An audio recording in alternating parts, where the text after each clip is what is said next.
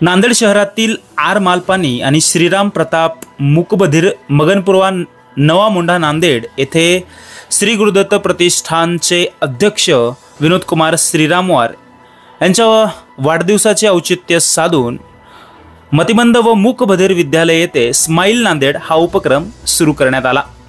सर्व विद्यार्थ्यांना दंत आरोग्य उपचार यांच्या माध्यमातून सेवा करण्याची संधी उपलब्ध झाली आणि त्यांना जीवन उपयोगी वस्तू भेट स्वरूपात देण्यात आल्या।